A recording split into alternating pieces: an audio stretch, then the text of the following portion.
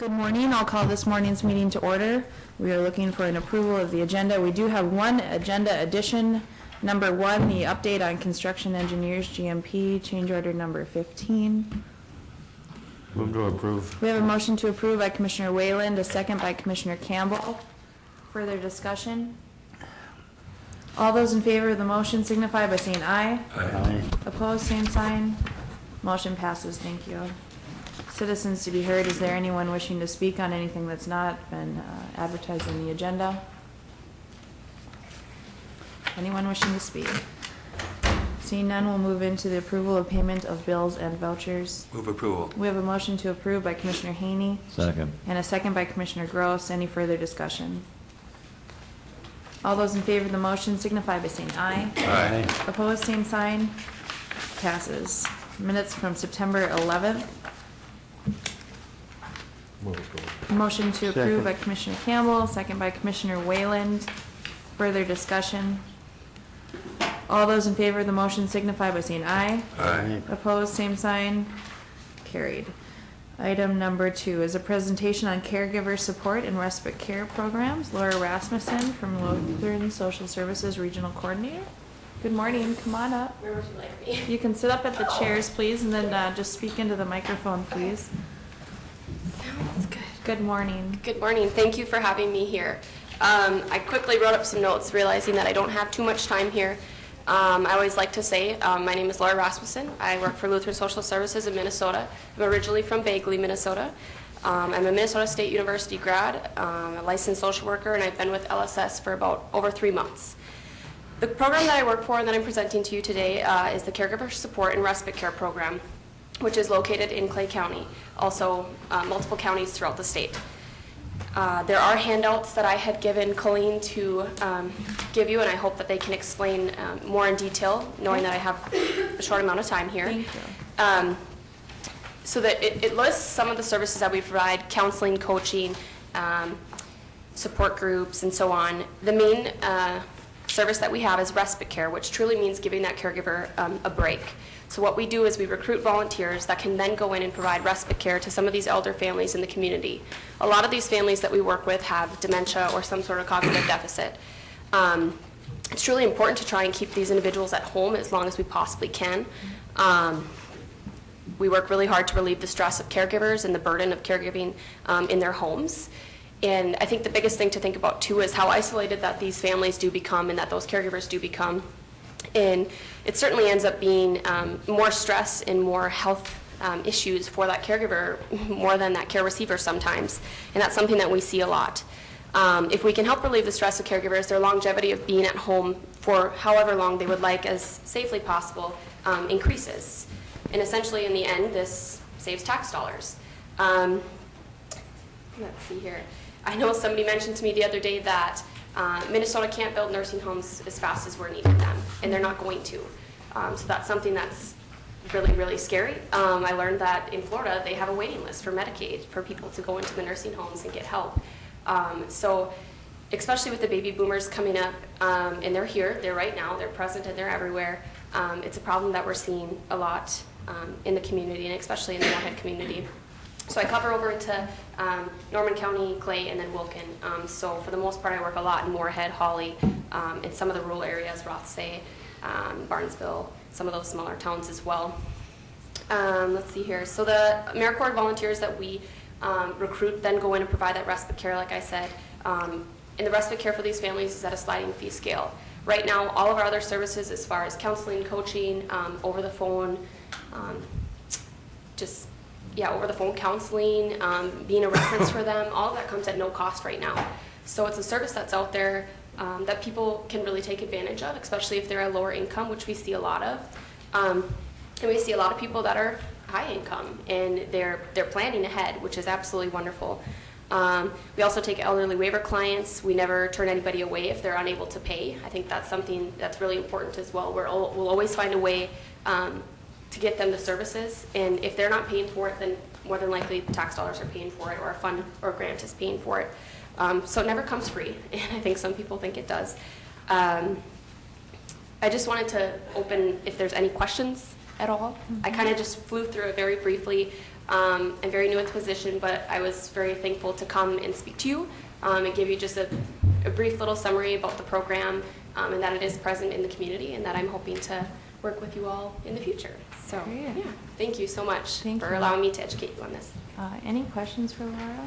Laura, in this cover letter that we received, you mentioned, is there 119 families in 2017? Is that Clay County families? That, I think, was overall in the state. And so our program is growing. My position is brand new, full-time, as well as two others and two new other ones in the state of Minnesota. So our program and the funding that we're getting to add these positions is coming very quickly, and then our clientele and our volunteers are coming even faster at a growth that we can barely keep up with. So those were families from 2017, and this year we've been restructuring our program. So I would be very interested to see what our numbers will be this year. And like I said, I know that they will grow increasingly as we get the word out there about our program. And it is just word of mouth. Usually I get clients that say, well, I met somebody at a garage sale this weekend and they said you could help me. I'm like, yes, I can. And our referral system is very easy. Usually it's just a simple phone call, and we're working on getting it online as far as like Sanford and Essentia can just click a button and it sends it to us. So those numbers will increase, I believe. So thank you. Well, Laura, I appreciate the fact that you say this is a new program, but it's definitely something that's been affecting families for a long time. Yeah. You know, if any of us, I specifically, my grandmother suffered from this, and I know that the stress that my grandfather had in terms of caregiving for her with Alzheimer's is very taxing. And so I think definitely this is a need that our county could make use of, but also I think you noticed here there's a couple dates for, is it at Trinity on the second Tuesday of the month from 10:30 to 11:30 a.m. and then you have one at Dilworth Lutheran Church the first Monday of the month from 6 to 7. Those are important dates to get out there so people know about the service. And the program has been around for quite a while, apparently. I was never aware of it as a new student. And I think people they kind of overshoot the fact that the caregiver has so many needs. They always look at that person being cared for. So that's a really difficult part about my job is I step back and I just look at that caregiver, and it's not that I don't worry about that other person, but they're my main focus. And definitely if there's a need for the care receiver, I will make a call or make something happen. So. Commissioner Haney had something really Thank you, quick. Madam Chair. Do you also provide respite care for caregivers for cancer, Parkinson's, and MS? Yep, so the care receiver has to be 60 years or older or have dementia in some way, shape, or form. Oh, So- dementia only, okay. Yep, so if somebody had cancer and they were 62, absolutely, we can serve them. And another thing I should mention too is we work hand in hand with all the services, hospice, home health, public health. We'll work with anybody that, we all need to work together to help this family in any way. And if I can fill in a small spot where somebody else can't, then we want to work together to make sure that we can get them that help. So, yep, definitely. Commissioner Campbell. Yeah, speaking from experience going with a family member who had dementia, I certainly fully agree with the idea that there needs to be some time for those caregivers to step away, and it is especially when it's family members, because it's so hard the way it is. It's probably, like I said, it's probably harder on the caregiver than it is on the patient. Yep. And I think this is great.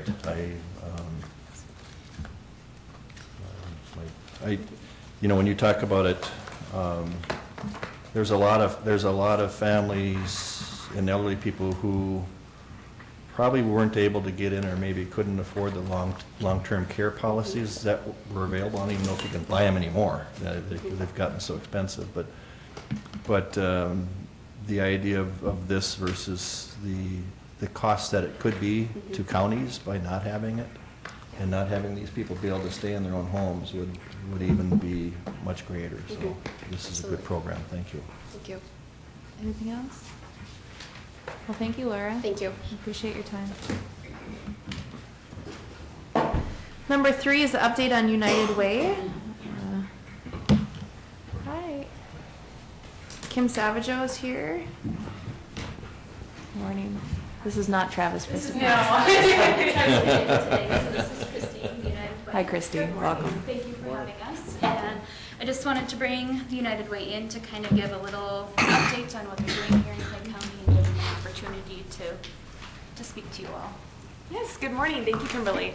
My name is Christy Lewandowski. I am so happy to be here. So good morning. Thank you for taking the time to learn more about United Way and our community's needs. We are proud to partner with Clay County. Last year alone, your Clay County as a whole fundraised a little over $14,000 for United Way. So truly makes a huge difference and impacts the lives of families and children and adults in our community. So we invest back into the community on 4 main focus areas. We call them our bold goals. We're looking to create bold results and bold change in the community to address our most pressing social issues. So our first bold goal is to reduce hunger and homelessness. So specifically in Clay County, we partner with the Emergency Food Bank to provide food services for individuals in the community.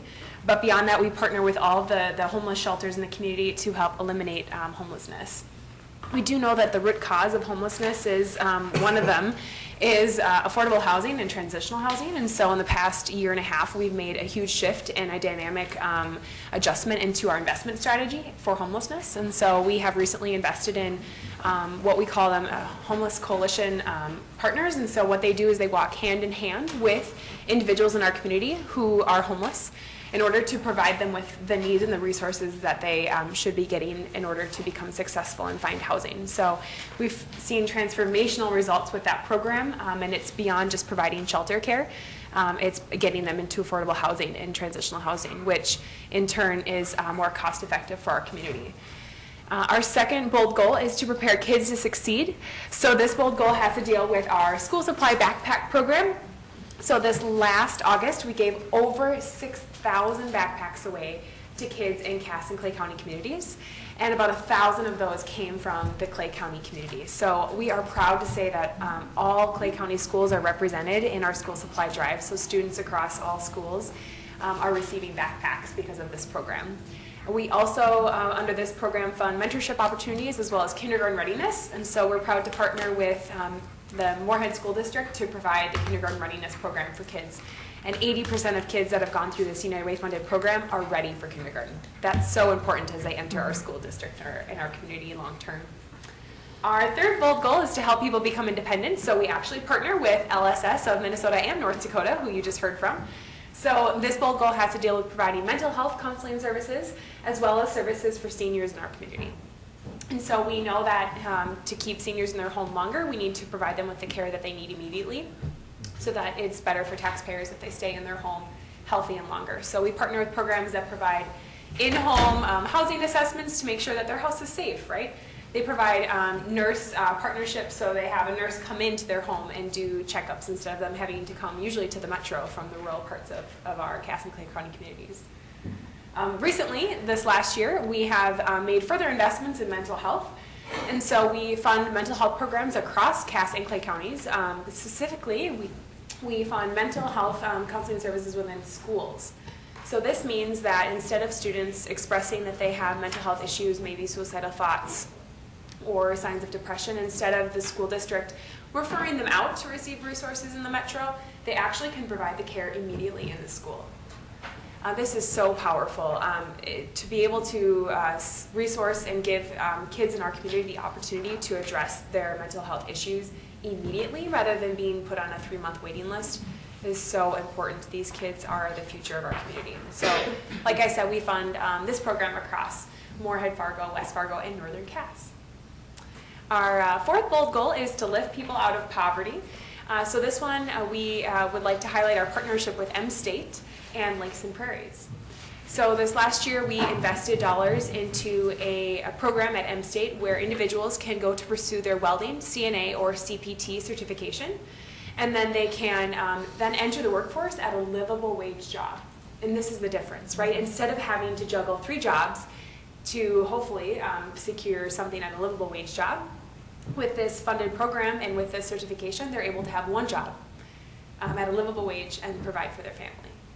So we are so proud to say today that 100% of the participants that have gone through this program at M-State have not only graduated, but also have received a job after graduation.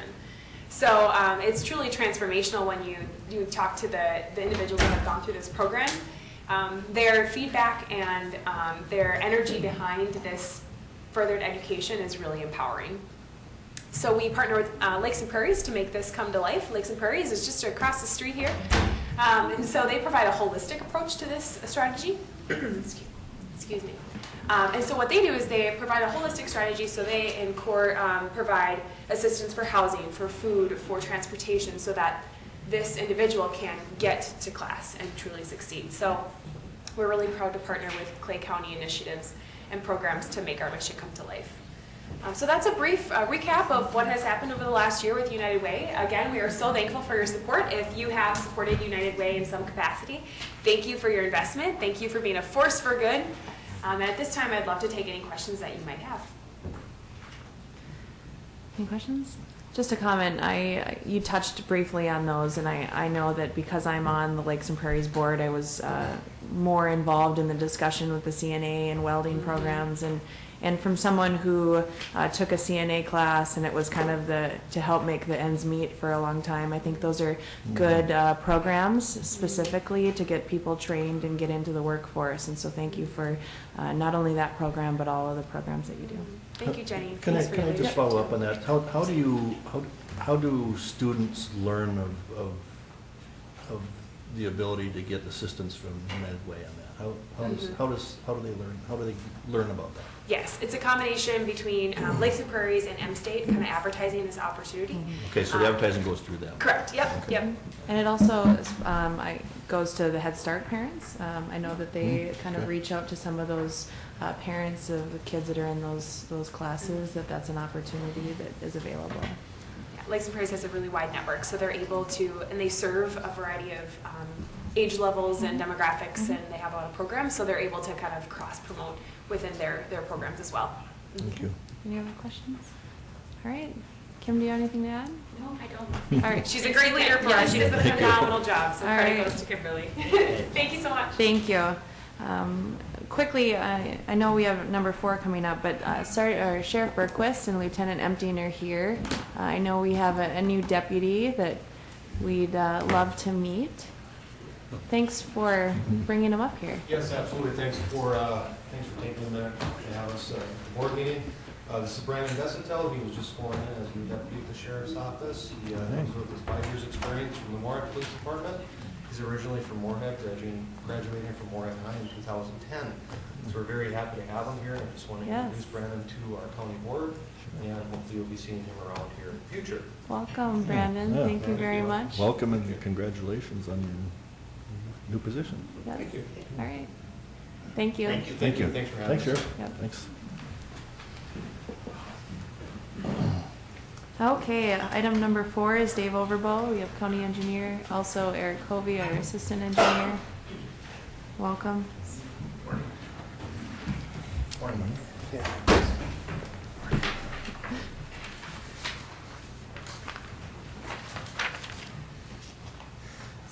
Eric is passing out a little map for our item number 1, that kind of, in case you were curious where our location was on that project.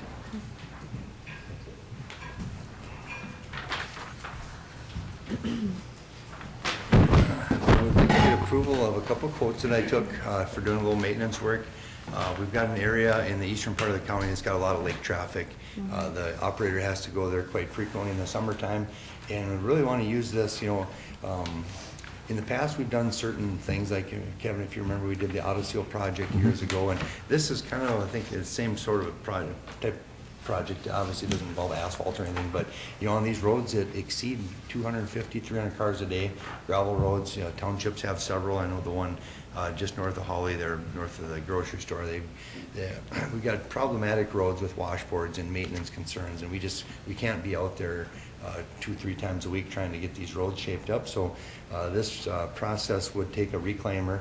It would reclaim the new gravel and existing gravel, and then inject the stabilization chemical in there at the same time. I think it's, from what we've been hearing, is by far the best way to inject it and lay it down.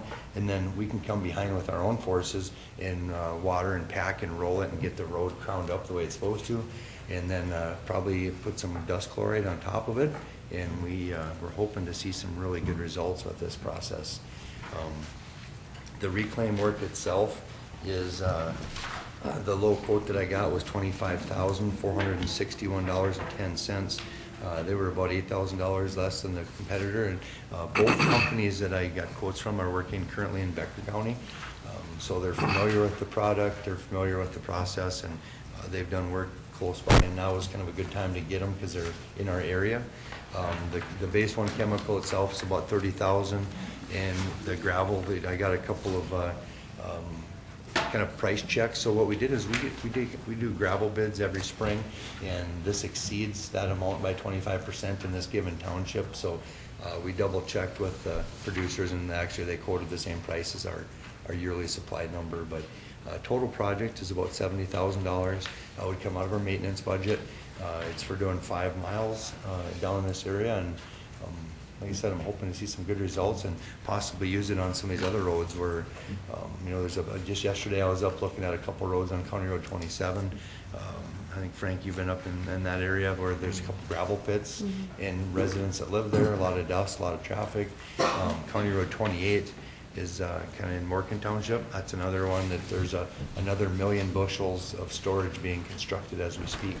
So, I mean, we got a facility that's as large almost as any kind of a public elevator in our county, and it's on a county road with locals that live on there, and just a lot of traffic that's going year round. So I'm hoping to see something like this might work, and maybe some of the townships might be interested in it.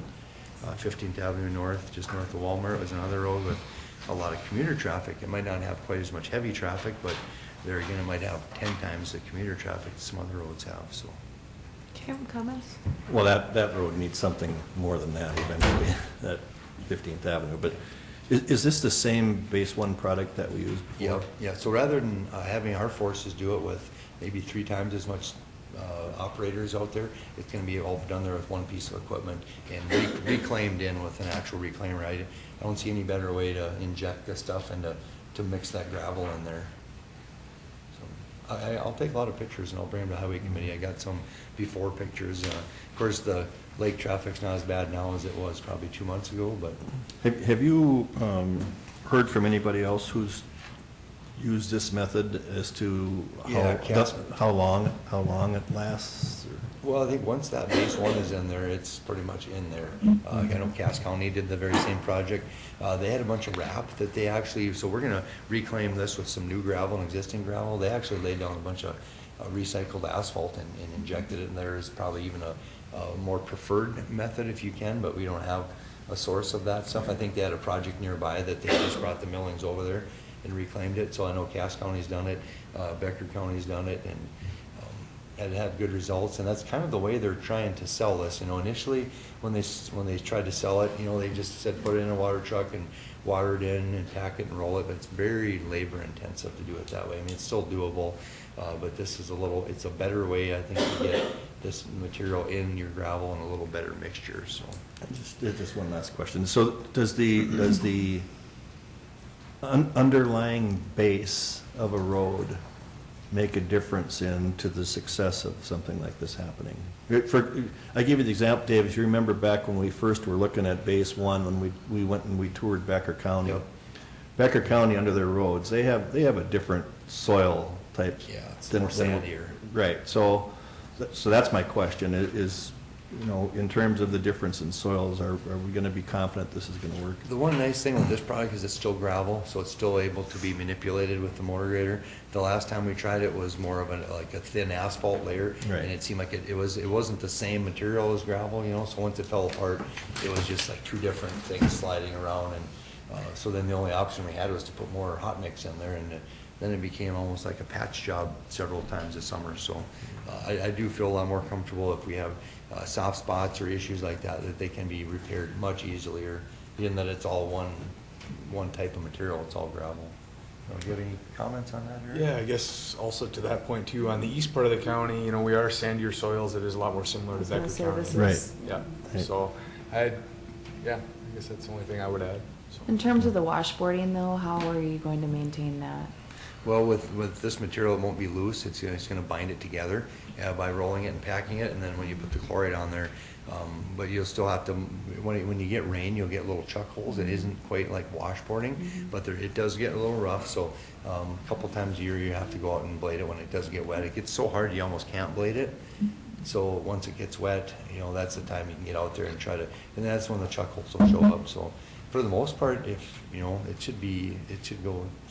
it should stay in its condition that we want it for weeks at a time. We'll have every gravel road will want it. Yeah. Let's make sure we have discussions with the township based on the success of what this is. The Sure. townships may be interested in that. And I know their meeting is coming up in November, so any other questions on this? If not, we do have a low bid that you're looking for the approval I'll of. move to approve. Second. Commissioner Whalen makes a motion to approve the quote by All States Pavement and Recycling, and a second by Commissioner Campbell. Further discussion. All those in favor of the motion signify by saying aye. Aye. Opposed, same sign. Carried. Agenda item number 2 is a grid placement request for your new office manager. Yeah, we've been working with staff that's interested in our office manager position, so she applied and we had a little visit, and we'd like to hire her. We're looking at step 3. In most cases, I know the department heads can hire at step 1, county administrator can hire at step 2 or 3. The unique position we have here is our existing staff was quite overqualified. She was on step 5, the office manager position in step 13. So there is a part of our policy that says promotions internally have to be more than 5% and less than 10%. Step 1 is actually like about 9.9%.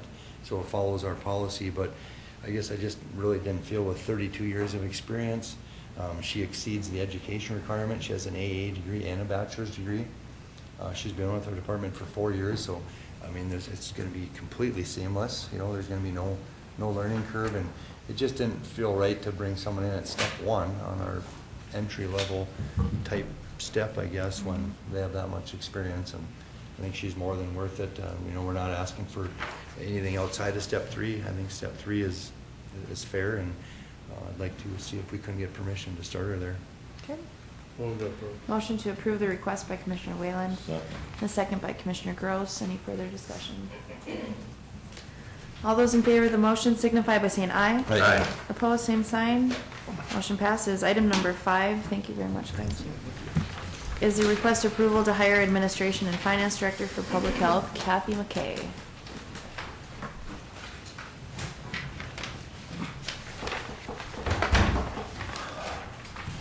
Good morning. Good morning, Kathy. I have the wage calculator sheet, so you can see what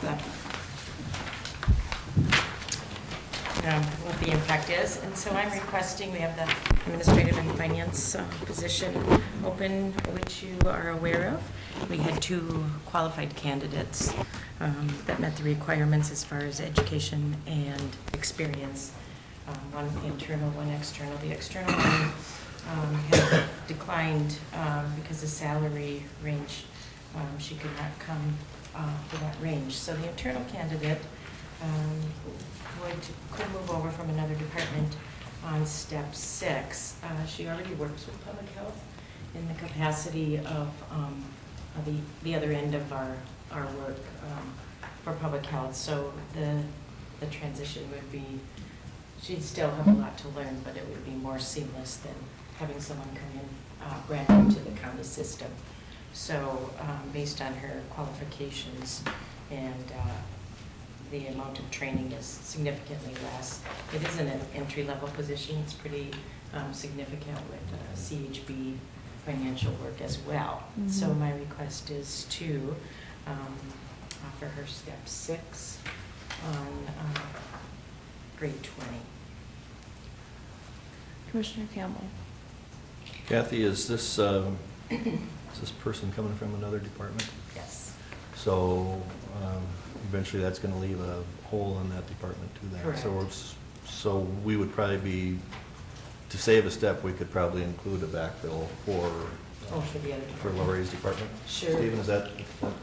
Sure. Okay. I think that Lori would- isn't here, but that would work because we also pay for that position as well, out of the public health budget. Yeah, but she wouldn't be able to do both. Nope, correct.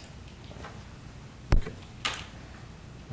Madam Chair, I'd move approval of the request along with backfill for replacing Okay, we her have position. a motion to approve the request with backfill by Commissioner Campbell. Second. And a second by Commissioner Wayland. I would also add, I know this is part of the discussion for PIC to kind of look at, or not PIC, but Darren is looking at wage studies and where we're at. And I know Lakeland Mental Health just with their LPNs and RNs added a step either side of the grid.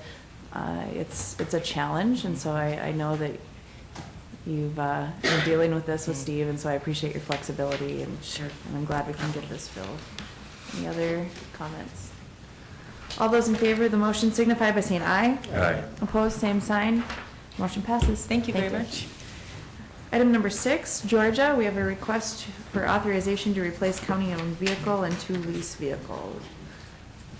Good morning, Georgia. Good morning. Okay, I attached a copy of our existing fleet inventory, and I don't believe I noted on there, but 6 of the current fleets are owned by the county and 8 we currently lease out. We are trying to keep that ratio kind of 50-50, and the purpose of that is the county-owned ones, sometimes they get a little bit higher mileage, but they're in still reusable condition, and so we'll transfer those to a department, maybe like the assessor's office or one of the departments that still needs a vehicle assigned to them but doesn't have high usage. But otherwise, we look at getting our replacing the vehicles below 100,000 miles. We're recommending at this point that we get rid of the 2 leased vehicles and 1 county-owned vehicle, or terminating, excuse me, the leases on the 2, and then we're looking for authorization to sell the county-owned vehicle, which Enterprise would sell for us. And then we're looking to, actually 2 different motions, I guess, one to dispose of it, and then another one to enter into a lease agreement to lease 3 additional vehicles. Replacement vehicles, I guess they wouldn't be additional. Okay, Commissioner Campbell. When we went to, Georgia, when we went to the leasing option a few years ago now, are you still finding that to be a better way than outright purchase? You know, it can go either way. I think the benefit to us, we're not putting a chunk of money out all at one time, you know, versus at this point, we'd probably be putting out 60 to 70,000 miles. It keeps us with a replacement schedule, so I think it's cost effective to continue to lease the vehicles that we are. And then my other question is the miles that you show on number 2 and number 3 here that you want to turn in the lease on, did we exceed the lease agreement for annual mileage? We did on those 2. Okay, so was there a penalty then, or did we pay additional then because of that? It will be reflected on the sale of this 3rd vehicle, so there is a penalty on it. I believe it was approximately about $3,000. When we first leased these 2 vehicles, we were kind of starting, so we did undershoot the mileage compared to what our usage is. Our usage has increased, so with the new vehicles, we have upped the mileage on it to hopefully. We try and monitor those, but the usage is so high that it's hard to like take one out of service, so we transfer the usage of them.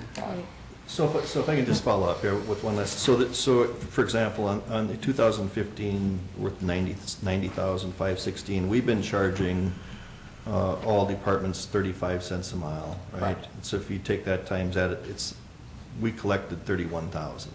Is that, and so that certainly would, you know, does that also cover then the insurance, the insurance, and how about maintenance? The gas, yes, correct. Okay. It covers everything. Not the lease, the cost per mile does. Right. That 35 cents. Thank you. Commissioner Gross. You said sometimes we go over our mileage limits for the leased vehicles. Then wouldn't we benefit by owning the vehicles? I mean, if we own the vehicles, would we go over, 81,000 miles, or whatever, 90,000 miles? Nowadays, people drive them a lot longer than that, you know, so would we benefit by owning the vehicles and drive them longer? Right. We did go that route at one time. We found what we ran into is we ended up going so high, but when we go to turn them in, our mileage and our repairs are so high that we've set that threshold at 100,000. We certainly could go higher and own the vehicles, but we've seemed to have less repairs and less breakdowns when we do trade them in sooner. Questions? Any questions? All right, you are looking for action then.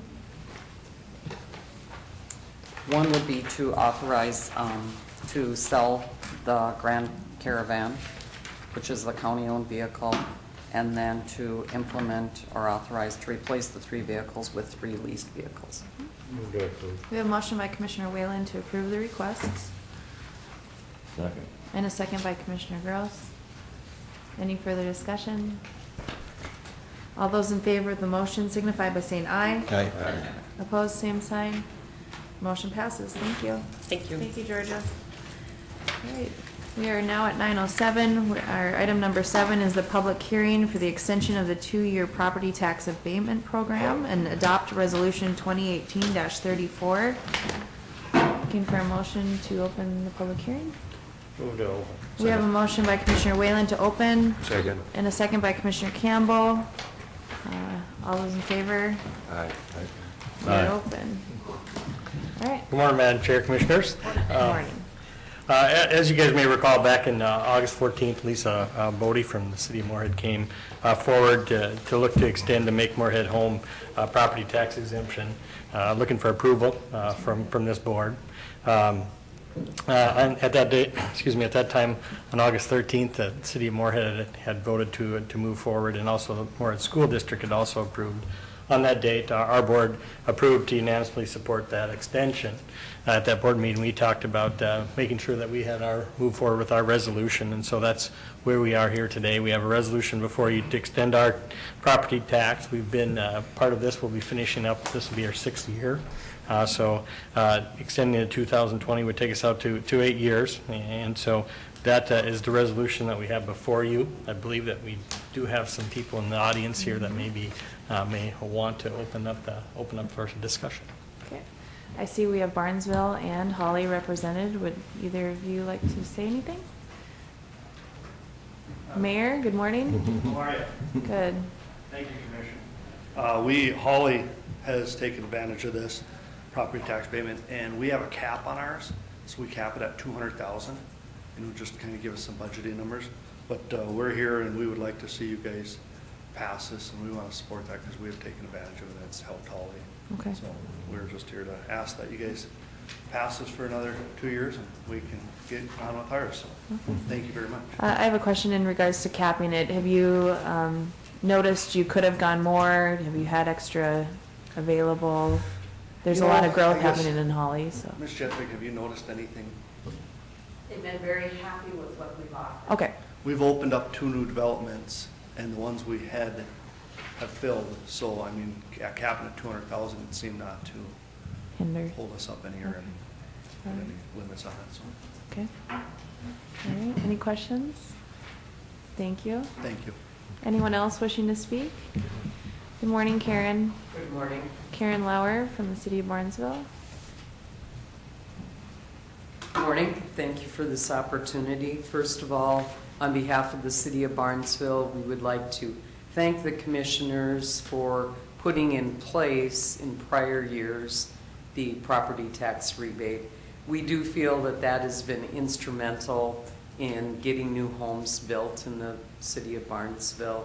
So we look at it as a small incentive up front, really puts in place a long-term revenue source for both the city as well as the county. And we do feel that many of the houses that have been built in Barnesville would not have been built if not for the incentive. At this particular point in time, we feel that this extension is integral in that we just opened up a brand new housing development. The city has a lot of expenditures at risk, and so continuing the program is going to allow the orderly development and construction of new homes. And if you look at the program as a whole, having a program like this in place for Clay County really creates a very positive perception of Clay County as a great place to live and construct a new home. So just in the mere marketing, I think it is so important that Clay County continue to send that message to the entire region. And certainly, as we've talked about in the past, being competitive with Fargo and Moorhead, or excuse me, Fargo and West Fargo is critical. That people do take those incentives into regard. People will commonly call my office and just simply say, are there any incentives if we would consider building? So the other thing is that having a program like this also enables builders to take the step to possibly construct spec homes. We had a Fargo builder who, in part because of this program, did move forward and built 7 spec homes in Barnesville. Without this program, they would not have done that, I'm certain. And so it really operates on a number of different levels to be very, very positive. So on behalf of the City of Barnesville, we would ask that you consider extending this program for an additional 2 years. Any other comments? Sure. Commissioner Campbell? Thank you, Karen.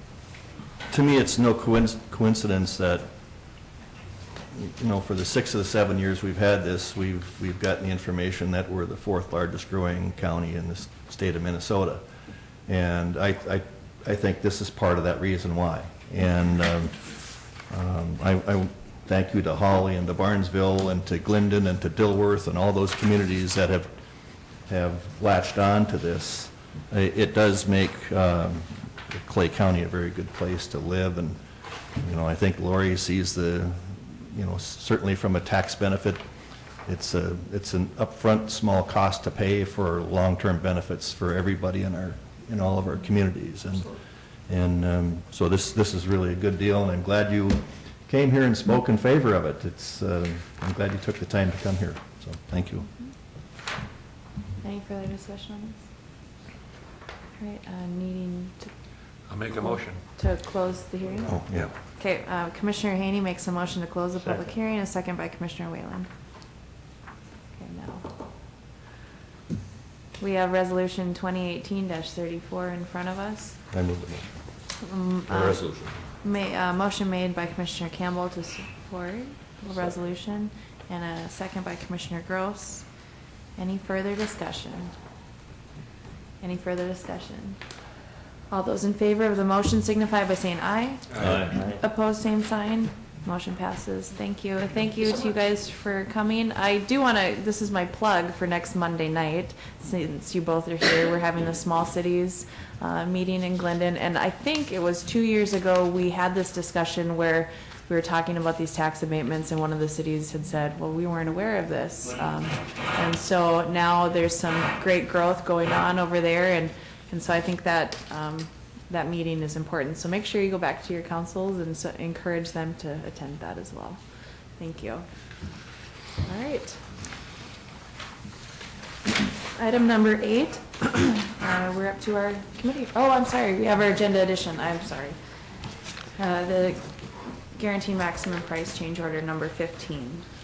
Thank you, Madam Chair, Commissioners. The changes here today are the first changes that are part of the construction of the juvenile center. We're looking at roughly just under $32,000.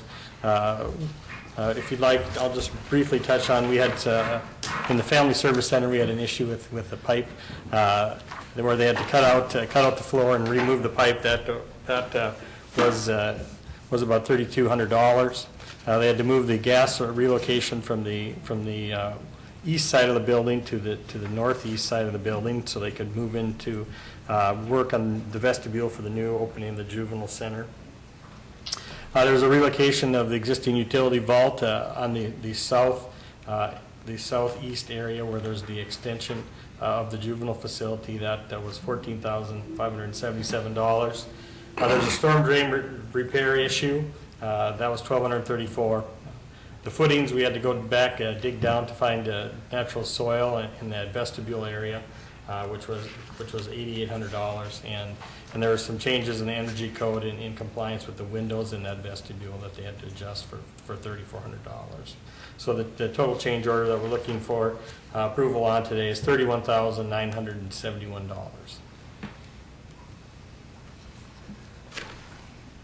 All right. And in here, do you have what that contingency fund balance is? Commissioner Campbell? Oh. I mean, we're still under, is it Yeah, 250 or? Yeah, so this is the contingency for For the juvenile for the center, yeah. juvenile center, and I gotcha. that number, there is both a construction contingency and an owner's contingency. And Okay. demolition. And we're still Okay. doing okay. I'm not as comfortable with that one as I was with the others because it's a remodel project and Yeah. there just always seems to be more Things that stuff. pop up. More Okay. stuff. All right. Questions on this?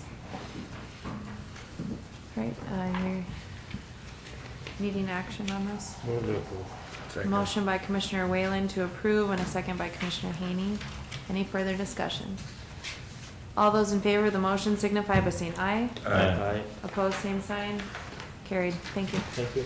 Commissioner Campbell, Oh, your yeah, committee okay. report? Yep, I will. I only had one meeting last week, and that was right after our board meeting, and that was the PIC meeting. And we did talk about the Planning and Zoning Department administration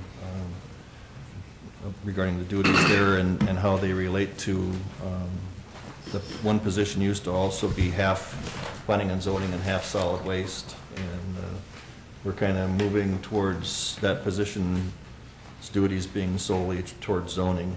And so we've talked with Kirk about that in solid waste, and he's going to wait and see a little bit in terms of what his needs are for replacing a half-time position there.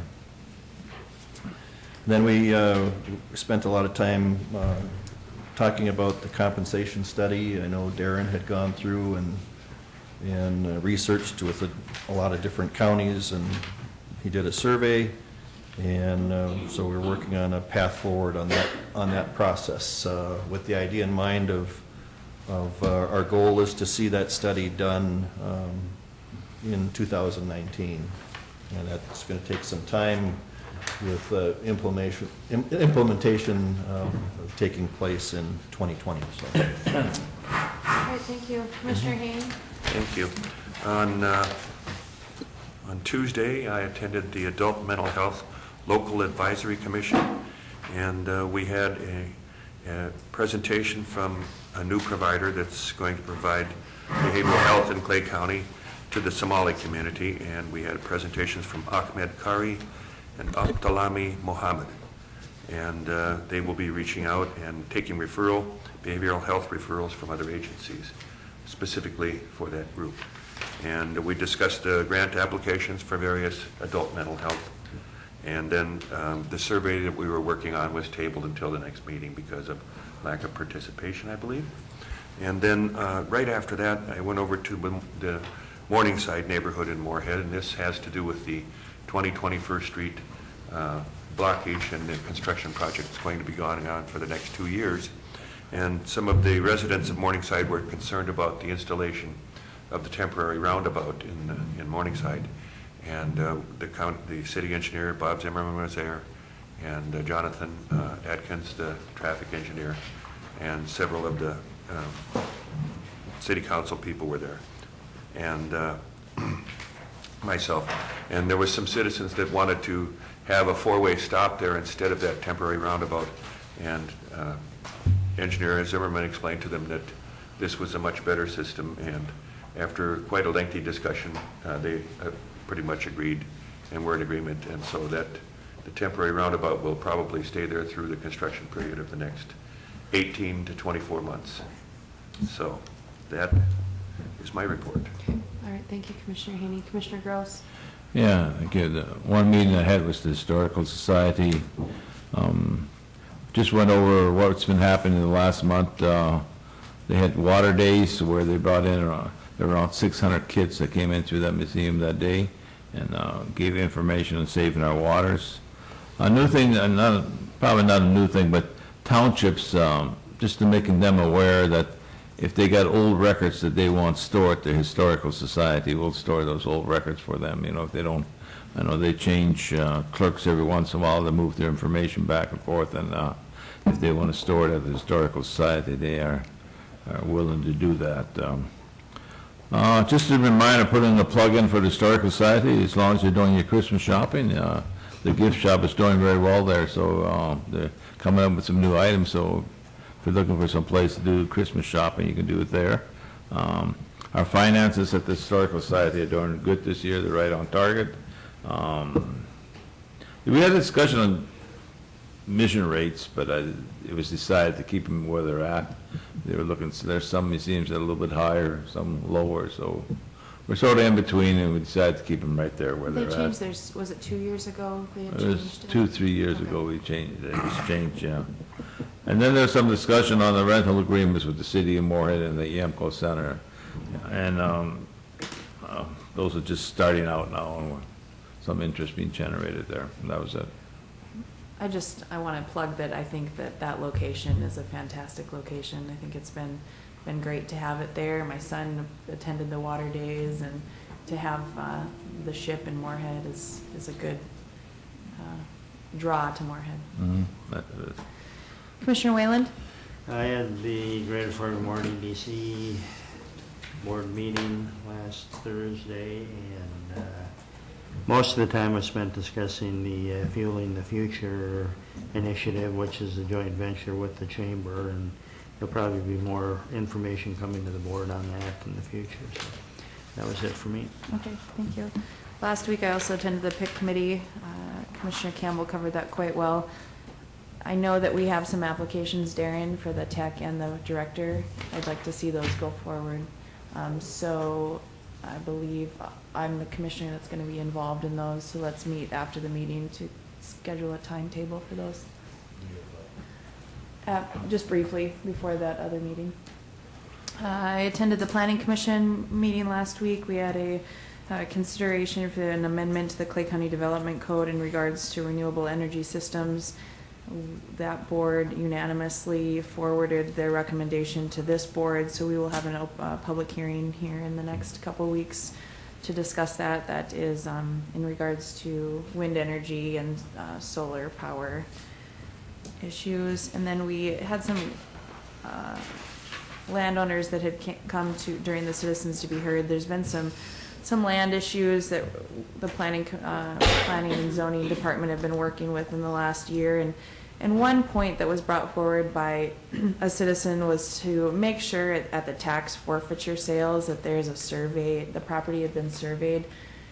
That is something that, from my perspective, has been a problem, that these properties are purchased at the tax forfeiture sale, and because there's not a survey on file, that becomes an issue down the road. And I think that might be an option to where we could at least have it done and then tack it on to the price. And so I don't know if you want to have some further discussion on that, Steve, just to make sure that there is a recent survey on file. Could save us some headaches and staff time in the future. I know the one that I'm thinking of has resulted in hours and hours of staff time issues.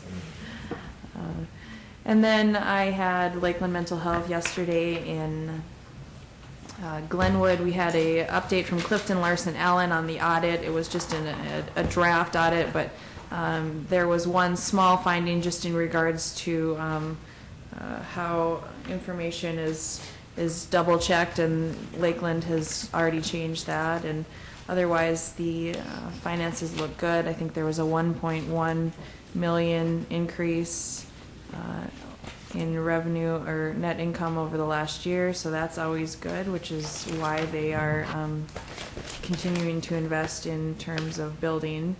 So we'll see what they do with the Moorhead property. And also the programming saw 2.6 for adjusted operating margins, so that is good margins. And then I spent a considerable amount of time with some landowner issues, which is why I made the comment about surveys.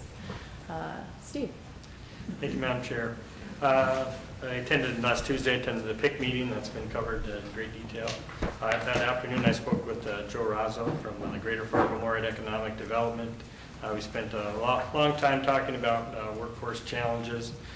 Some of the ideas that he's having worked in Iowa was collaborating with the local colleges and looking and identifying exactly what we're needing in this area. So I think that's something that we're going to see more of. Also, one of his goals is to come before you a couple times a year. One of his focuses is a lot more evidence-based, so showing you the impacts of what our dollars are doing, and even the impact if businesses are going across the river, what we're seeing as far as people that are moving here and making their home in Moorhead. And so that was good on Wednesday.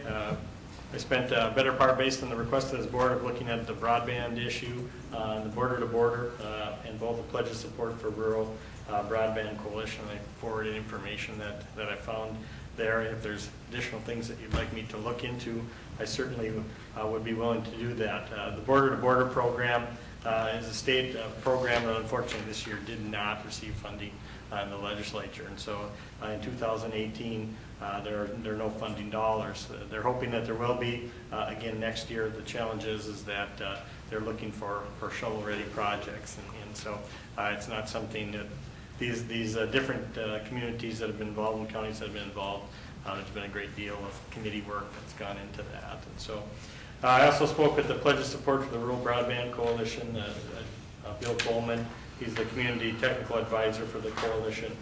Basically, what they received a grant from the Blandon Foundation. Part of what they felt of why the border-to-border program lost out at the end of the legislative session was they didn't have a lobbyist there, and so they're utilizing some of those funds of that grant to get a lobbyist. They're hoping to have all counties as a part of this rural broadband coalition. Right now, they're requesting a minimum of $500 to join to become a voting member. Right now, they have about 12 counties that they have signed up. Their goal is by the end of the year to have half of the 87 counties signed up. They also are approaching cities, municipalities, healthcare facilities, agriculture, and the townships. And so they do have board governing meetings that they're looking at. So I don't know if that's something at some point we would like to, as a board, discuss. They did send an invoice for the $500. So if that's something that we want to support in the future, that's something. All right, Commissioner Campbell. Yeah, I thank you for your in-depth research into that you sent to us. That was really good, and I really do believe I think Clay County is better than some rural counties right now on the broadband issue. But and I can't remember if you sat in on that with me or not, but there seemed to be an awful lot of interest on the part of counties to join this coalition, and obviously, if we are ever going to get full broadband service here, we're going to have the assistance of the state to do it. Mm-hmm. It's more than a local county's job to do. It's like I said in my last report, it'd take $54 million a year through 2026, or $411 million to do it statewide in all the rural areas of the state. So I don't normally like to spend money that we don't have on the agenda, but maybe we could put it on for next week as an item to formally adopt the joining of that coalition. I certainly would recommend that we do that. All right, we'll do that. Thursday, participated in the Central Administration Department Head meeting. Also participated in the Clay County Facility Inmate Transition Coordination. Things are moving pretty smoothly. In conjunction with that, on Friday, I also toured the jail. Today, the goal is at 11 o'clock. They're hopefully going to get the certification of occupancy. On Thursday, they're having their Department of Corrections facility inspection, which will hopefully they've had some discussions and they'll be looking for approval to move forward there. This week, the city of Moorhead, the fire department is spending 3 days. 3 different shifts are coming through the jail as far as training their firefighters to get the understanding of the new layout. And so it looks like at this point, they're still continuing their training, and we're on track for that October 22nd transition date. Okay. And on Friday, I participated in the Lakes Country City and County Administrator meeting in Fergus Falls. There's a focus on emergency management. There's a lot of discussion on insurance increases.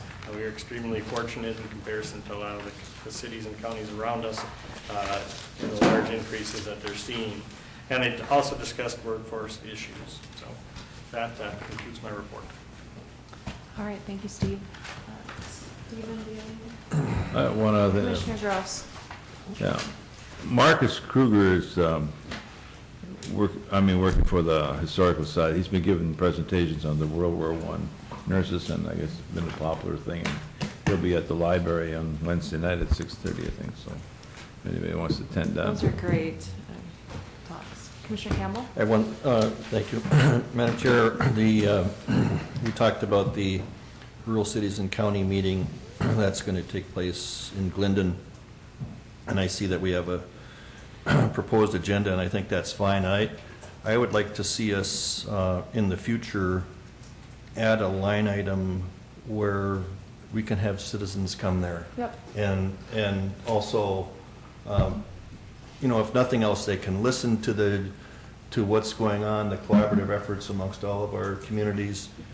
Then also give them a time on there to speak on issues that might be of interest to them. Let's add that to have that on number 3. This is a proposed agenda, so. Yeah, but I think if we're going to do that, we need to put the word out to them that they're invited to come.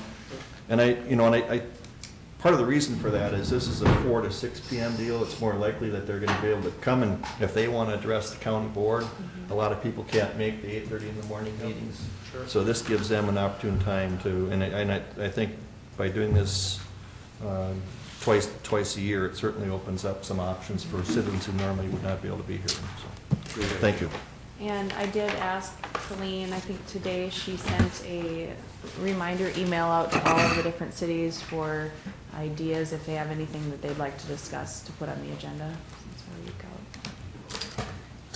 Anything else? All right, we are adjourned.